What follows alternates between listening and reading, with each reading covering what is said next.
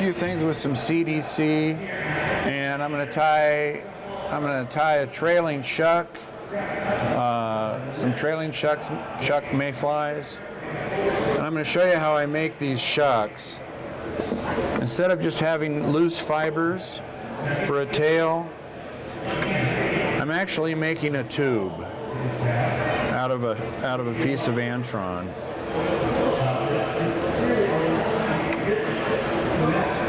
So I'm just tying this hank of antron on here.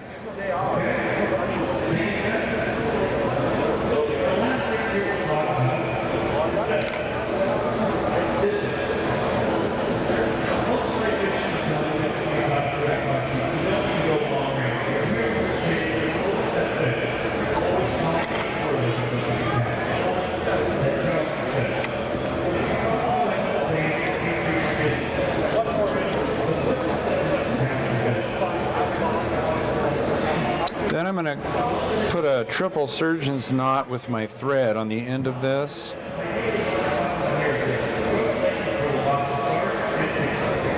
You can't see what I'm doing, I guess.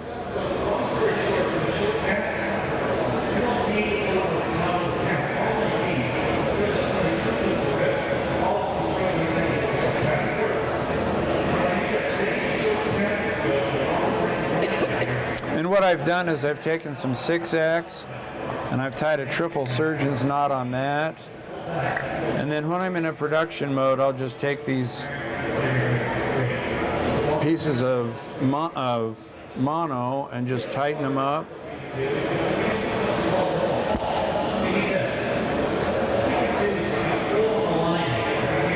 And I'll tighten them with I usually use a pair of pliers, but I forgot them, so.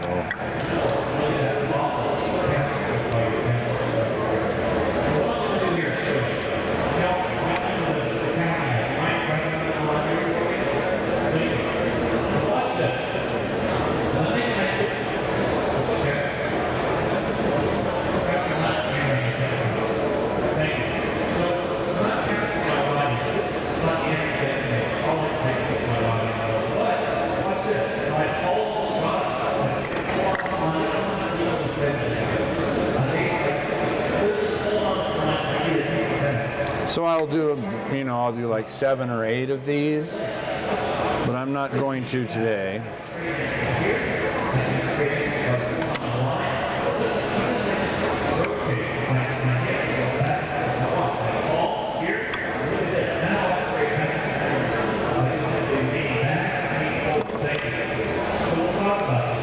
So what I have is I have a knot here that represents the end of the shuck.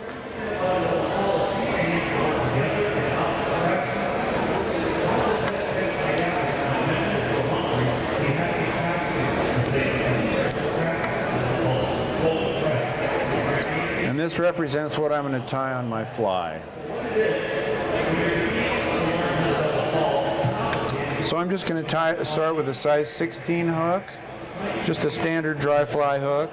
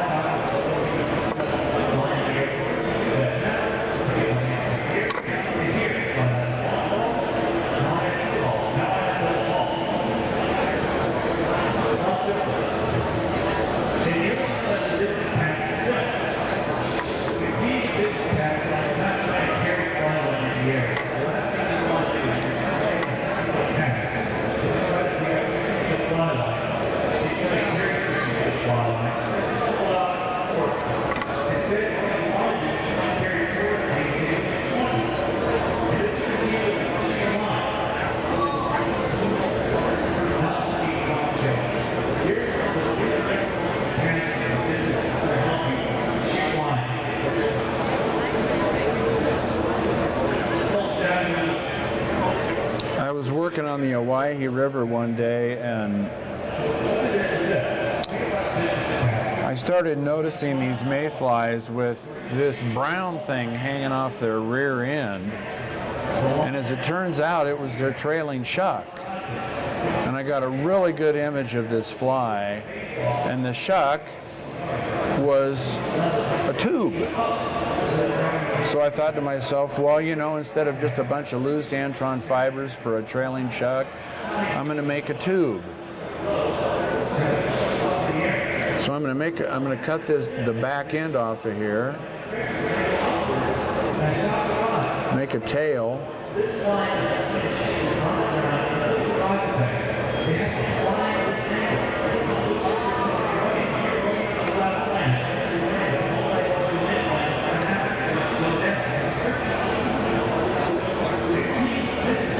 Any of you know what a Tupp's indispensable is?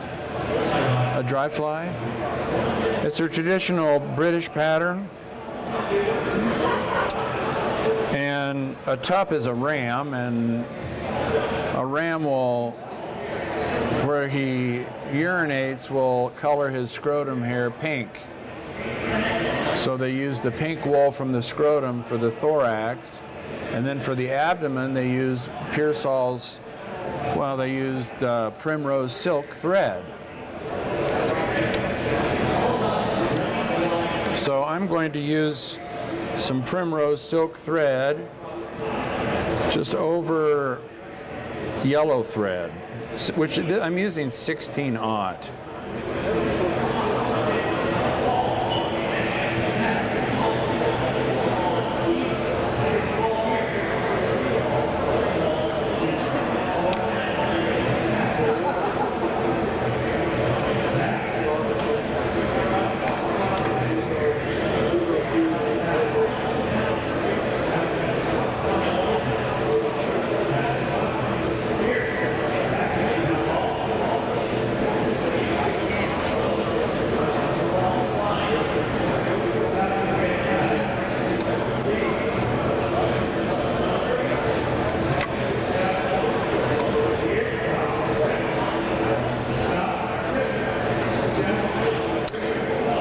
In fly shops, you can buy a lot of different CDC colored in different colors, and most of it is duck.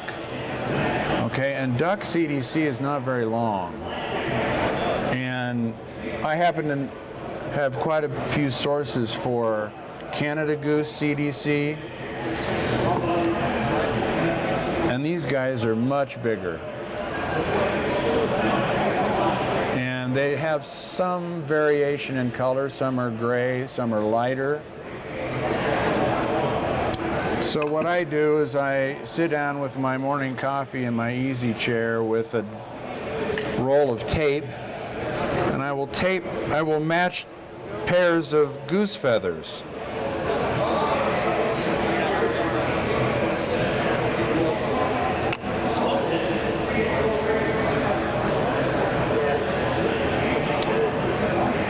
With the concave points like this.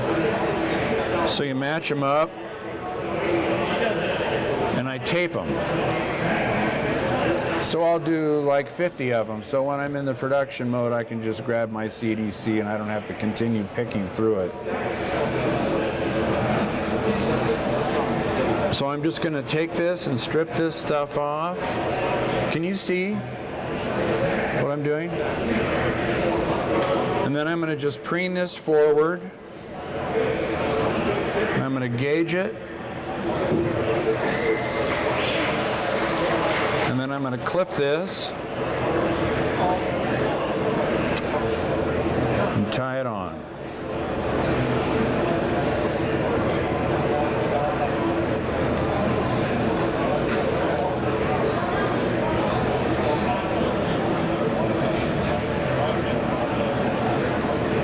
Could have been a little longer, but I can do another one. So here's some Nature's Spirit Pink Cahill extra fine wool, and I'll use that for the dubbing for the thorax.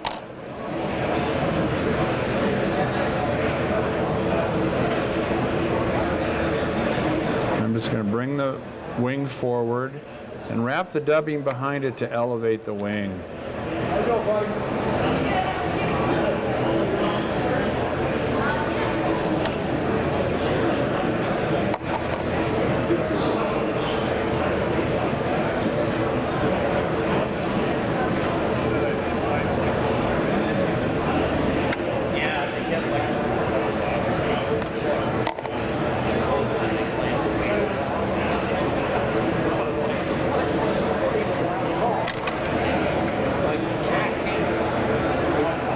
Then if you want, you can take some of these fibers on either side and just pull them down.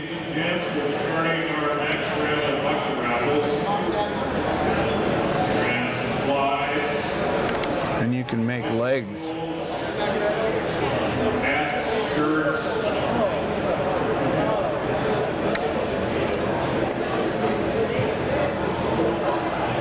Fish it as a dry. Pardon? Fish it as a dry. Fish it as a dry. And of course, CDC I don't dress. I don't dress it with anything. And then when it gets wet, you just put frog's fanny on it or something like that. And then it'll float like crazy. I missed the shuck. You got something tight on the shuck?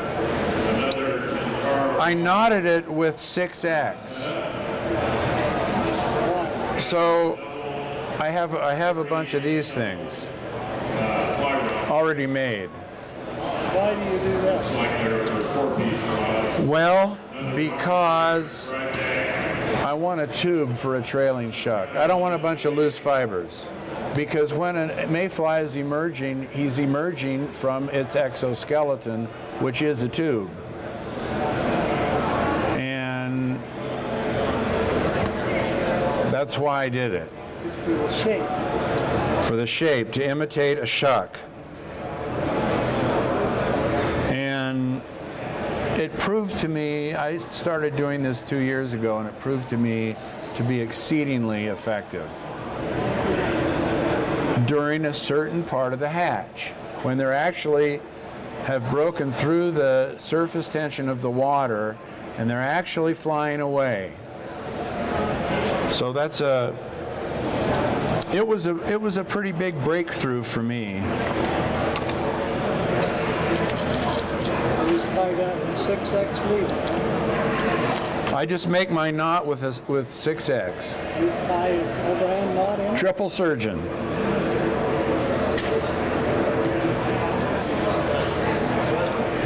So what I'll tie now is I'm going to tie a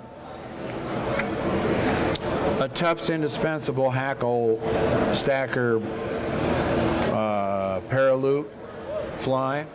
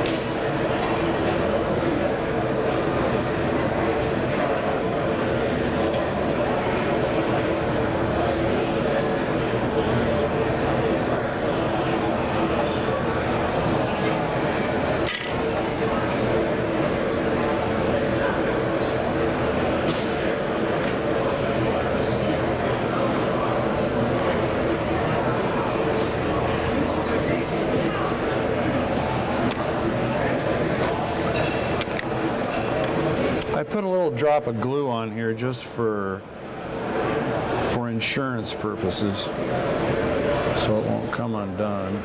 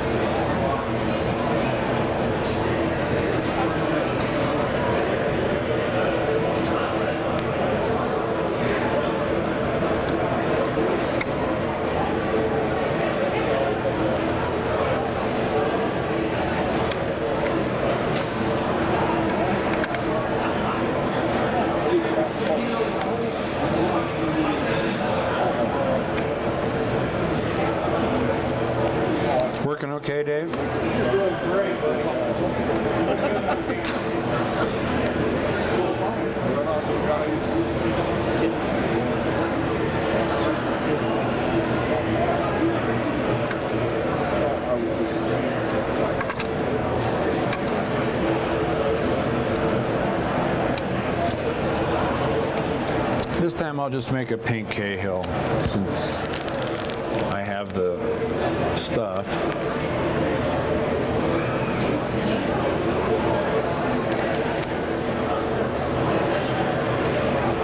Or a Hendrickson, whatever you want to call it.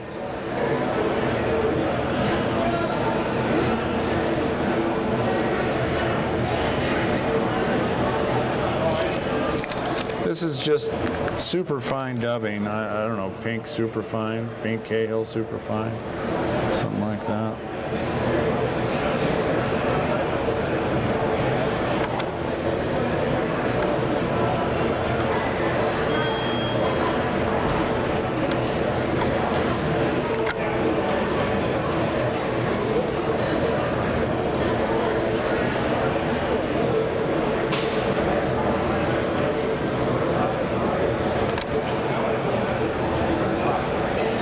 Just a slightly more on there.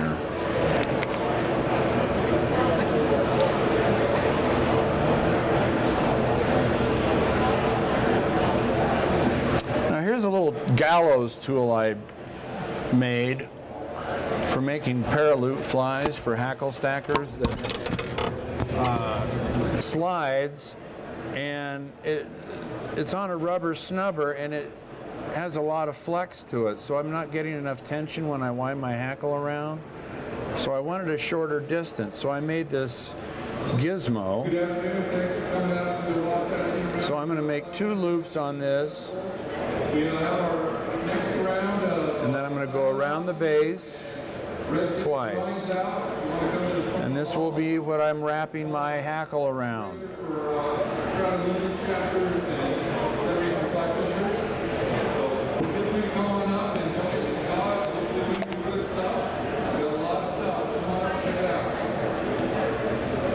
This hackle might be slightly too small, but this will give you the idea.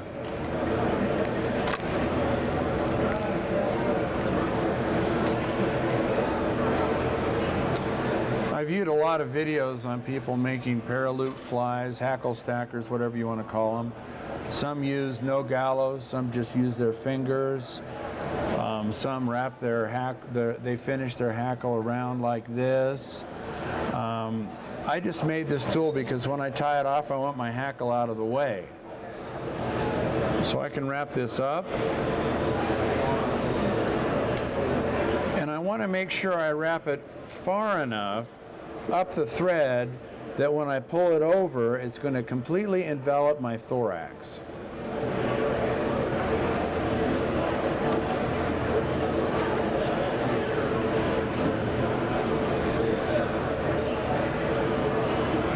I used to use 6X for this, but I found that thread doubled over on my loop like this works really well. So what I've done is I've devised another tool here, and then I'll take this out of the vise, move this out of the way, take this, and with this gizmo I just throw it over here.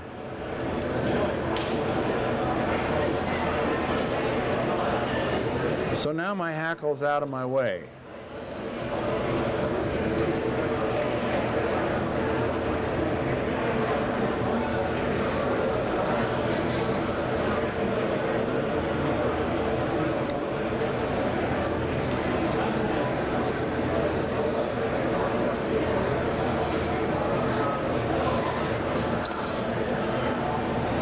So then I use a little darker dubbing for the thorax because most mayflies have a little darker thorax than their abdomen.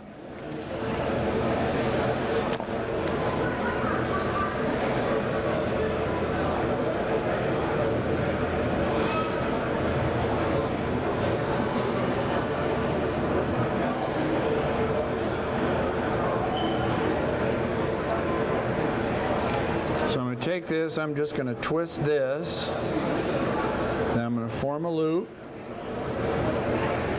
I'm going to put it like this, tie it off, and I'm going to hold this tension, and I'm going to draw this baby right over the thorax.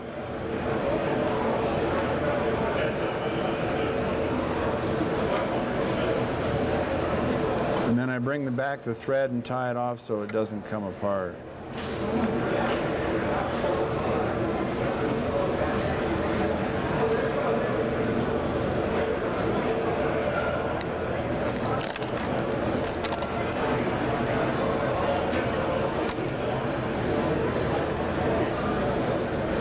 I needed a bigger hackle in the portion. Let me tie another one.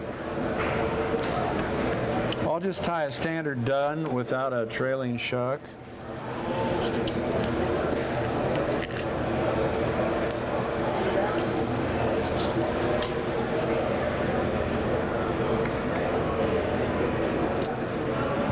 And for demonstration purposes, I'll get a bigger hackle. That was just a little bit too small.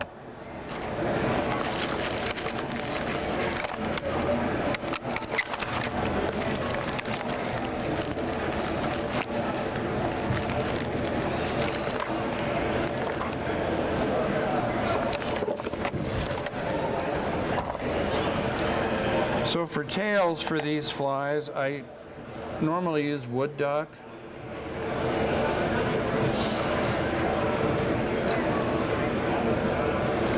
Flank. So I'll just take a wood duck flank feather, preen the fibers back, and cut this tip out. And then I can slice these off like bologna and make additional tails.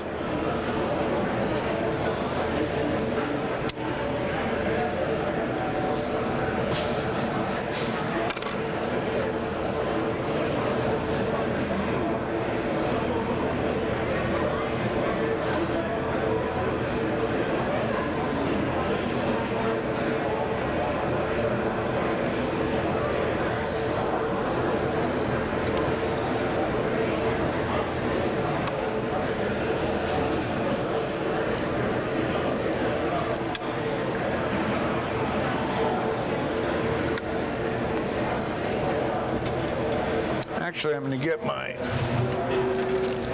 rib for pinks. This is a YLI silk thread. You can't buy, you have to buy it online through a sewing shop. That color happens to be pinky brown, and it happens to work really well. It just seems to be a good color for pinks.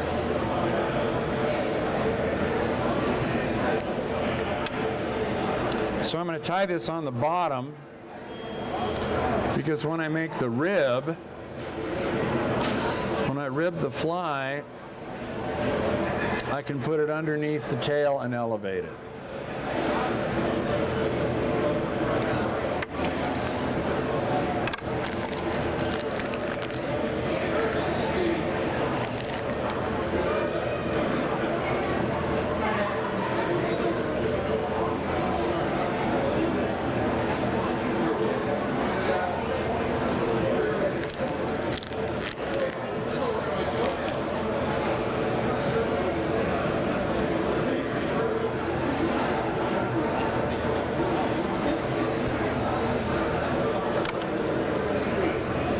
So I'll bring this under, and I'll just draw this tight, and I'll elevate my tail and rib it.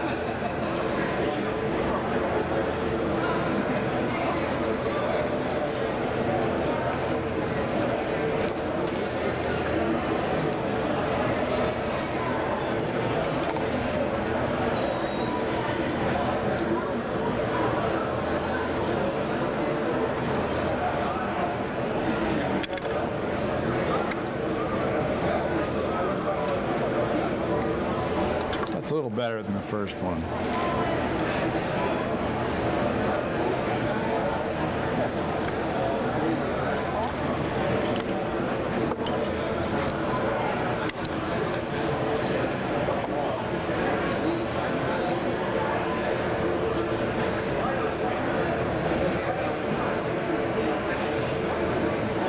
They work better than just parachute flying?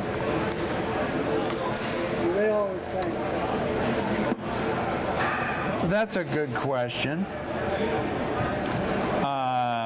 Depends on the fish. I don't know. I guided on the Snake in below Palisades for 30 years, and the pink hackle stacker came on the scene, and it seemed to be a real popular fly.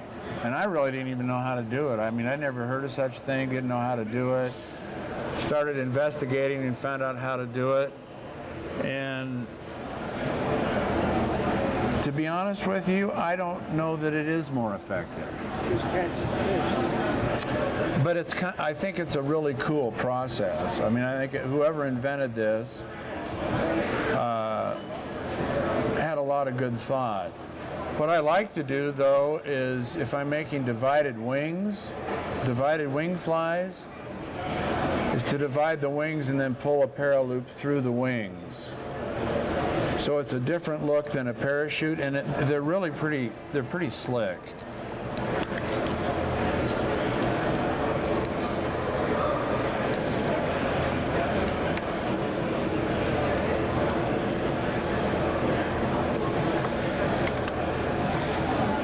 See, so this is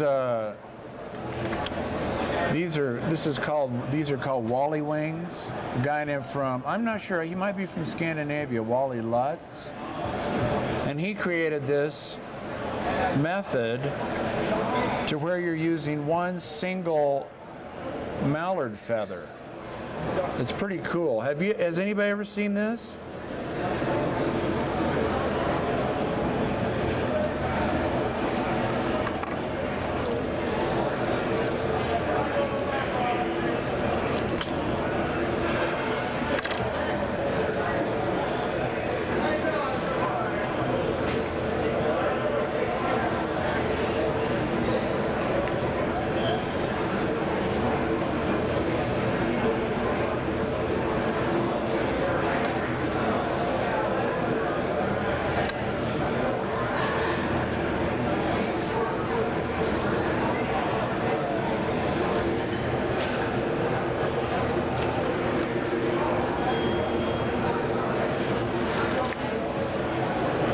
I'll start off with this is just a wood duck flank feather.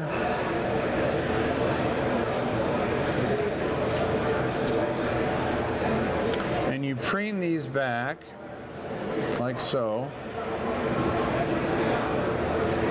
And then you fold this over the opposite way.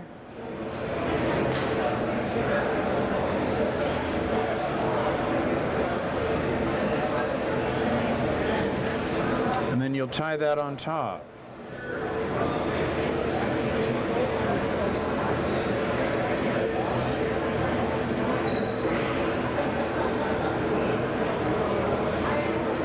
Turn that fly around so we can see it. Okay.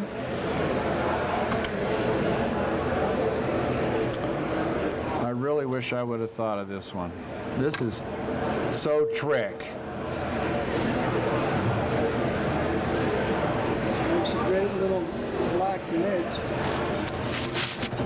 So you take one of these fibers, the one closest to the, okay, so on this fiber right here, normally you should soak them, so hopefully this will work. I just pull this, and there's a wing.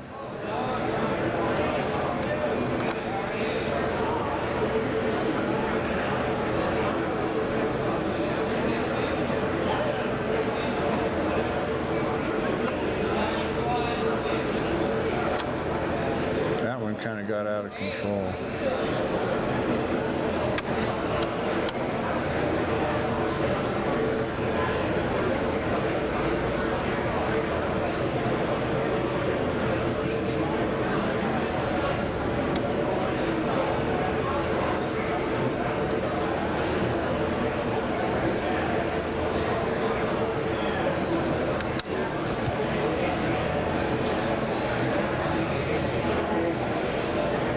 I think that is so cool.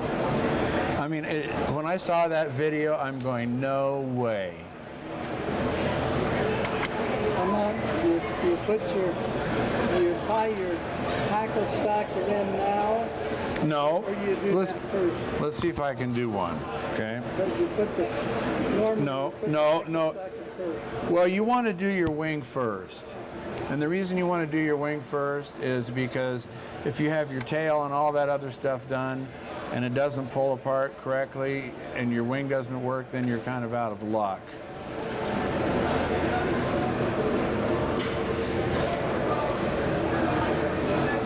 So I'll just make another tail here.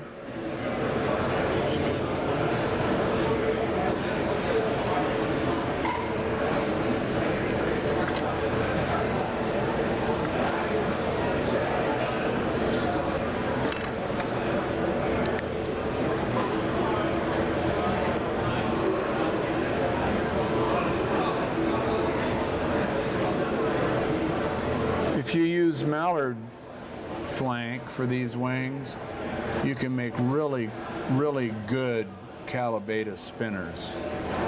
I think they're the best looking Calibatus spinner I've ever seen. I mean, these wings look like wings. You know, you see no hackle flies with just mallard quill. They're cool and they look good, but they don't look like this.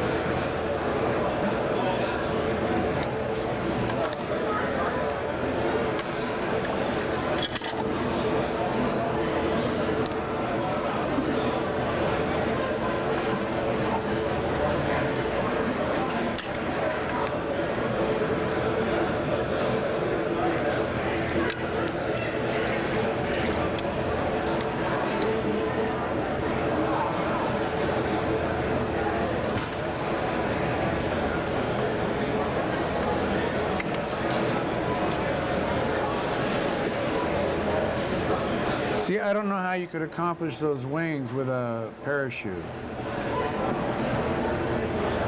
I guess, I don't know. So that was something I played with. That's pretty neat fly. Pretty neat fly. And here are a bunch of them. I mean, there are a bunch of those Wally wings in there. Thanks for coming.